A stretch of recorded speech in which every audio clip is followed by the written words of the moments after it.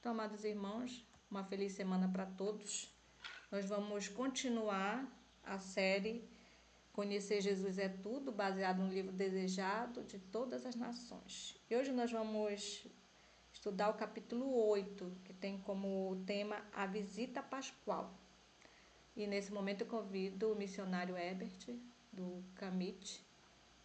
Ele vai falar para nós sobre esse capítulo aí, muito interessante por sinal, a visita pascual. Irmão Herbert, bom dia, seja bem-vindo. Com você eu Bom passo. dia, irmã Alexandra. Bom dia a todos. Bom dia. Para mim é uma satisfação muito grande estar aqui com os irmãos nesta manhã para compartilhar de um capítulo que foi muito importante para mim e do qual eu pude extrair lições importantes para a minha vida e também gostaria de compartilhar com vocês nesta manhã. Então, no capítulo 8, nós vamos falar sobre a visita pascual de Jesus e seus pais em Jerusalém. Então, entre os judeus, os 12 anos de idade era uma linha divisória entre a infância e a juventude. Mantendo o costume, Jesus fez uma visita pascual a Jerusalém com José e Maria quando chegou a essa idade. Então, na cultura judaica, um pouco diferente da nossa cultura ocidental, menino ele se torna praticamente homem a partir dos 12 anos, né?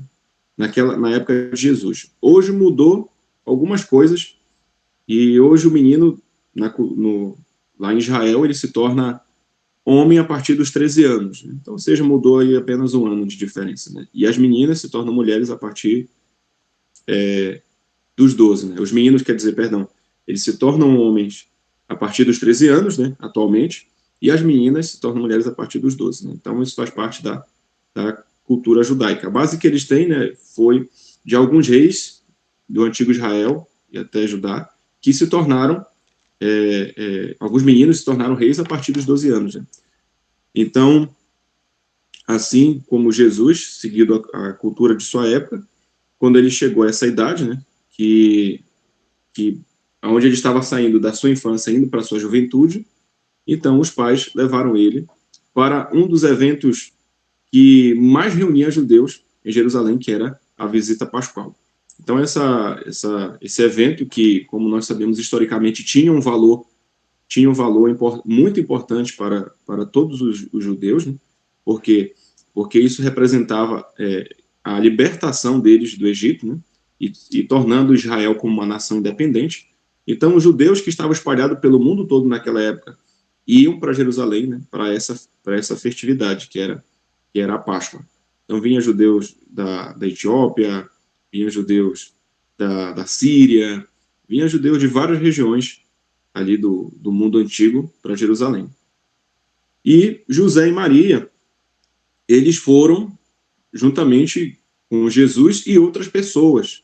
Então eu imagino como se fosse tipo uma conferência geral, aonde vai uma caravana de pessoas, né, de cada região para essa conferência. Então vamos tentar contextualizar como seria, né, essa visita pascual no nosso dias hoje. E chegando lá, Jesus, quando ele contemplou o templo, ele ficou fascinado. Então, o capítulo diz assim: pela primeira vez contemplou o menino Jesus o templo. Viu os sacerdotes de vestes brancas realizando o seu solene ministério. Viu a ensanguentada vítima sobre o altar do sacrifício. Com os adoradores, inclinou-se em oração, enquanto acendia perante Deus a nuvem de incenso. Testemunhou os impressivos ritos da cerimônia pascual. Dia a dia observava mais claramente o significado dos mesmos. Cada ato parecia estar ligado à sua própria vida. No íntimo, acordavam-se-lhe novos impulsos. Silencioso e absorto, parecia estudar a solução de um grande problema. O mistério de sua missão desvendava-se ao Salvador. Então, irmãos, esse capítulo está baseado em Lucas, no Evangelho de Lucas, capítulo 2, versículo 41 a 51. Então, quando as pessoas se dirigiam para esses eventos da Páscoa, chegou a um determinado nível, assim, que as pessoas estavam vendo esses eventos como um mero formalismo. mas para Jesus foi diferente. Aquilo tudo era muito significativo para ele. Então ele ficou fascinado com tudo aquilo que ele estava vendo ali, com o sacrifício do cordeirinho, o sacerdote oferecendo ao altar. Então ele foi vendo que aquilo ali despertava algo importante nele. Então ele foi identificando a sua missão no mundo, ele foi vendo a razão pelo qual ele veio a esse mundo. E conforme nós vimos aqui, né, o mistério de sua missão desvendava-se ao Salvador. Então, ou seja, ele, aos 12 anos de idade, ele foi começando a entender o propósito pelo qual ele veio a esse mundo. Elevado pela contemplação dessas cenas, não permaneceu ao lado dos pais, buscou estar sozinho. Ao terminar as cerimônias pascuais, demorou-se ainda no pátio do templo. E ao partirem os adoradores de Jerusalém, Jesus foi deixado ali. Então Jesus estava ali olhando, né, cada detalhe do templo, cada cerimônia, cada ritual, e as pessoas se afastaram e ele acabou ficando ali sozinho. E um fator interessante, irmãos, é que neste capítulo fala que Jesus, ele foi instruído pelo próprio Deus.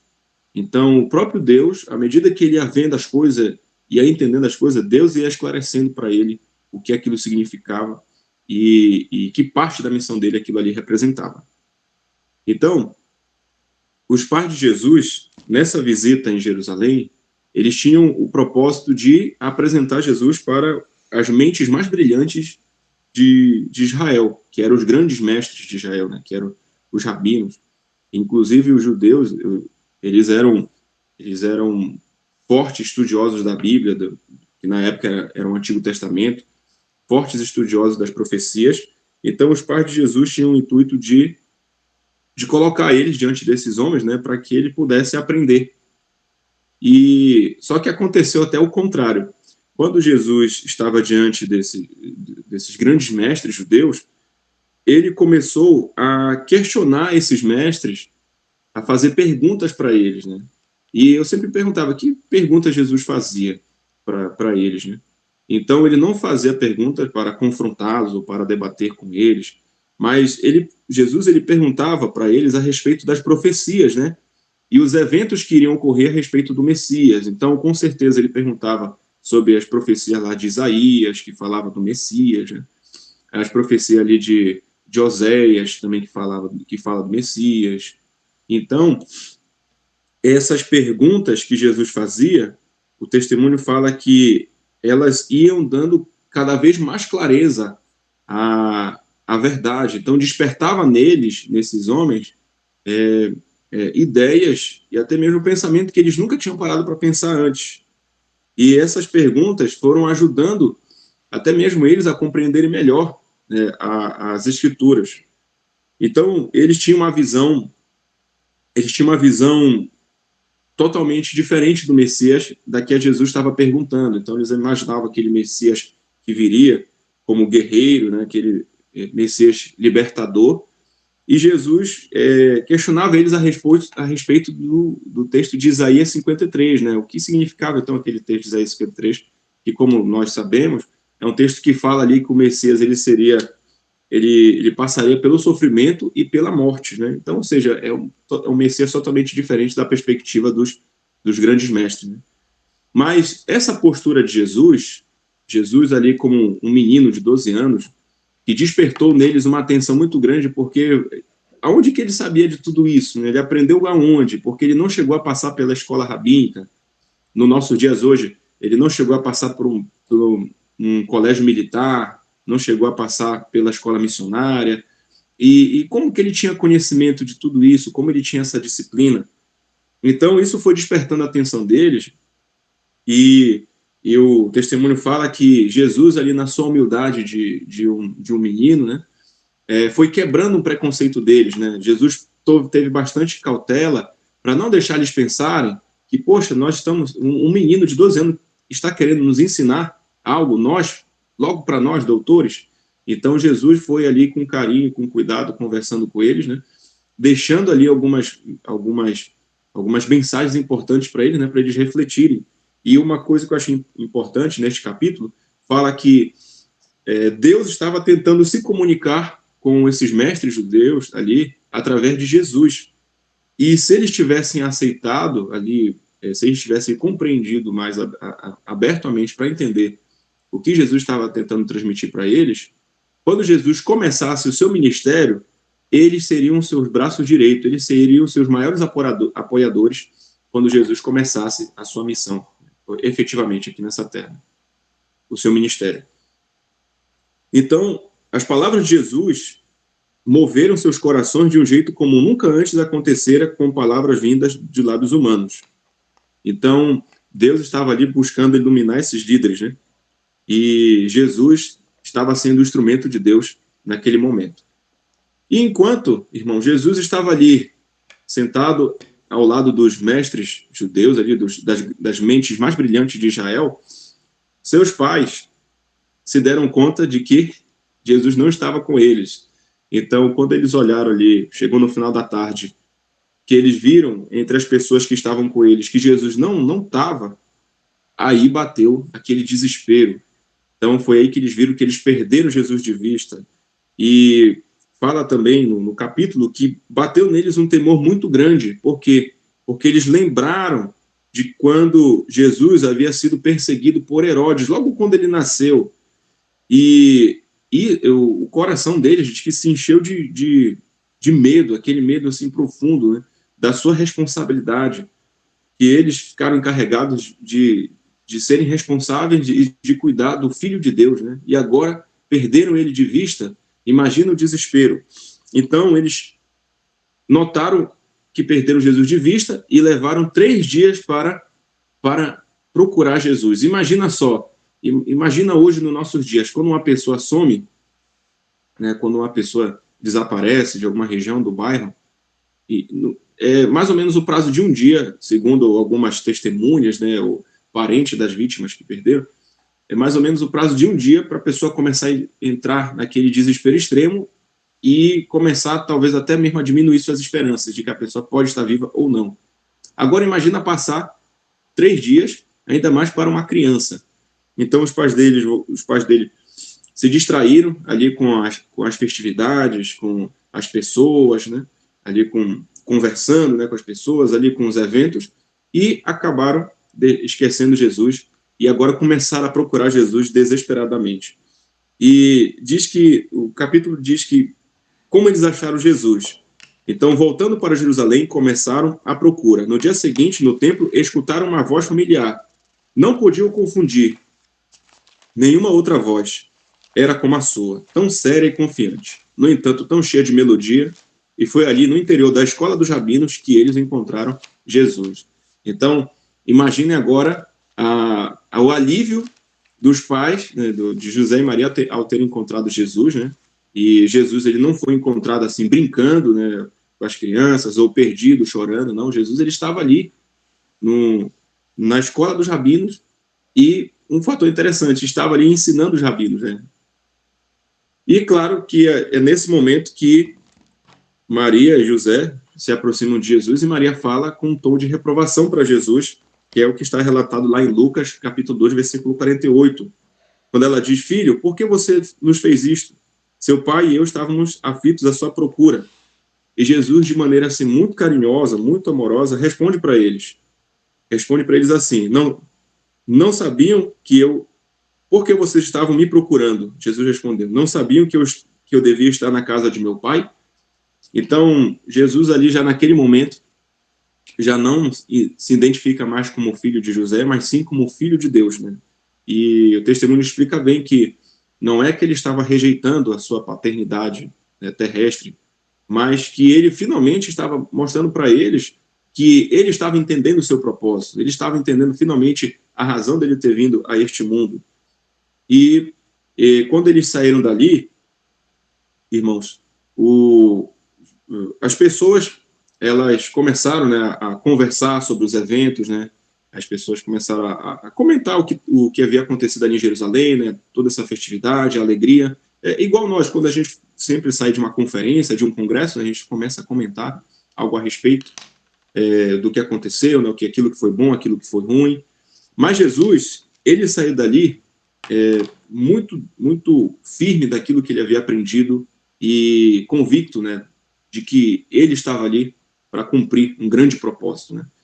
E ele tentou, isso que me chamou bastante atenção, é que Jesus, quando ele estava voltando no caminho para casa, né, quando eles voltaram, tinham saído de Jerusalém, Jesus tentou conversar com seus pais a respeito da sua missão, né, e a respeito do que iria acontecer, né, no futuro, com base nas profecias.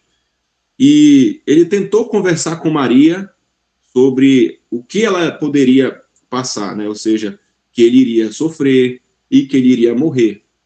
E o testemunho fala que se ela tivesse ouvido, né, as palavras dele, tivesse se atentado ao que ele queria dizer, ela poderia ter sofrido menos no futuro, ou seja, ali no caminho do Calvário, ali na cruz, quando ele morreu, aquilo machucou muito ela, né? Então, e quem é mãe aqui sabe, né? Só mãe entende, sabe quando um filho sofre e mães, a gente já viu relatos de mães que perderam filho, né? Que viram seus filhos morrerem. Então, só elas para entender essa dor. Então, Jesus tentou antecipar, né, explicando para ela o que poderia acontecer e tentou precavê-la, né, desses sofrimentos futuros, né? Mas infelizmente tanto Maria quanto José não se atentaram para o que ele queria dizer a respeito das Escrituras. Bom, meus queridos irmãos, deste capítulo podemos extrair duas lições importantíssimas sobre esse acontecimento que ocorreu na vida de Jesus. E Jesus é tão maravilhoso, irmãos, que até ali na sua infância, na sua juventude, Jesus com 12 anos nos deixou lições importantíssimas pelo qual nós devemos trazer para nossas vidas hoje. E uma delas é essa aqui, ó, a lição número 1, que está inclusive no próprio capítulo, que diz assim, ó, se José e Maria houvessem firmado a mente em Deus, mediante meditação e oração, teriam avaliado a santidade do depósito que lhes era confiado e não teriam perdido de vista a Jesus. Interessante, irmãos, que no próprio capítulo fala que Jesus, quando José e Maria questionaram ele por que ele havia se perdido, Jesus falou para eles o trabalho que ele estava fazendo, que era o quê? Que era entender sua missão. Então, ou seja, Jesus conscientizou eles do seu trabalho e eles haviam negligenciado o seu próprio trabalho, que era de cuidar de Jesus, que era de não perder o foco de Jesus. Pela negligência de um dia, perderam um Salvador. Custou-lhes, porém, 3 dias de ansiosa buscas o tornar a encontrá-lo. E aqui vem a lição, a primeira lição. O mesmo quanto a nós, por conversas ociosas ou conversas fúteis, ou por maledicência ou negligência da oração, podemos perder num dia a presença do Salvador. E talvez leve muitos dias de dolorosa busca a o tornar a achá-lo e reconquistar a paz que perdemos. Então, irmãos, às vezes pelas preocupações da vida, por calúnias, por contendas, por conversas bobas, a gente acaba se afastando, né, daquela comunhão que a gente já vem construindo com Cristo, que para conseguir isso de novo, é por isso que muitas das vezes desanimam, muitas pessoas dizem, poxa, eu não consigo meditar em Deus como eu fazia antes, e vou mais também, não somente nesses casos de conversas fúteis, de calúnia, mas também outro extremo, quando as pessoas elas focam muito nos dogmas, nas doutrinas, e deixam Jesus de lado, elas também acabam caindo no erro de Éfeso, na igreja de Éfeso, que perde o seu amor, o seu primeiro amor, o amor fraternal. Então, as pessoas elas acabam se tornando extremamente piedosas, mas nada amorosas. Então, esse é um cuidado que nós devemos ter, de não ir para um extremo nem para o outro, mas sempre se manter firme no foco, que é Jesus Cristo. E quando nós perdemos Jesus de vista, é aí que a gente começa a se preocupar com as coisas, aí que às vezes, a nossa fé em Deus diminui. Então, irmãos, essa é a primeira lição que podemos extrair desse capítulo, que é importantíssima, que é não perder Jesus de vista, que é manter o foco em Jesus. Então, por isso que nós devemos meditar todos os dias na palavra de Deus, devemos orar todos os dias para não perder Jesus de vista. E vocês podem fazer essa experiência. No dia que a gente descuida disso, é o dia que a gente mais fica estressado, que nós mais ficamos preocupados. Então, não perca Jesus de vista. Inclusive, irmãos, eu aprendi algo muito importante desta lição, que quanto mais, olha só, isso aqui é importantíssimo, quanto mais você foca em Jesus, quanto mais você olha para a vida de Jesus, menos você olha para a vida dos outros. Olha só, quanto mais você olha para a vida de Jesus, menos você tem interesse de olhar para a vida dos outros. Também acontece o contrário. Quanto mais você olha para a vida dos outros, menos você se importa com a vida de Jesus. Então, vamos manter o nosso foco em Jesus. Essa é a primeira lição. E a segunda lição desse capítulo diz assim: far-nos-ia bem passar diariamente 1 hora a refletir sobre a vida de Jesus. Devemos tomá-la ponto por ponto e deixar que a imaginação se apodere de cada cena, especialmente as finais. Ao meditar assim em seu grande sacrifício por nós, nossa confiança nele será mais constante, nosso amor vivificado, e seremos mais profundamente imbuídos de seu espírito. Se queremos ser salvos, afinal, teremos de aprender aos pés da cruz a lição de arrependimento e humilhação. Então, irmãos, esse aqui é a segunda lição que está na parte final deste capítulo, que nós devemos, achei muito importante essa recomendação de nós, pelo menos, tirar 1 hora por dia para refletir sobre a vida de Jesus.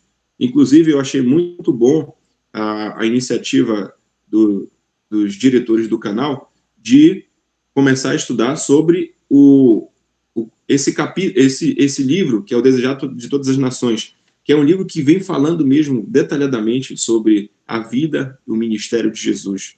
Então, procure, irmão, saber mais sobre Jesus, quem é esse homem, o que ele fez por nós.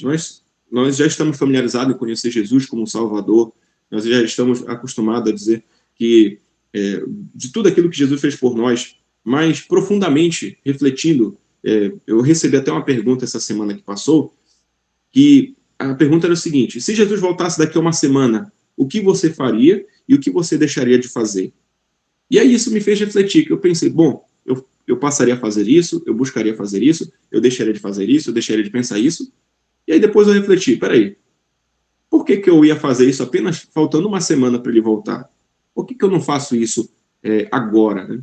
Agora, mas não fazer por fazer, não fazer por medo, mas fazer por amor, porque olha o que Jesus fez por mim, ele morreu por mim. Se hoje eu tenho a esperança de que as portas dos céus estão abertas para mim, é por causa dele. Então, eu tomei a decisão de procurar estudar mais sobre Jesus, porque a gente estuda sobre tanta coisa. Nós estudamos sobre os mandamentos, sobre as reformas, mas às vezes Jesus acaba ficando de lado.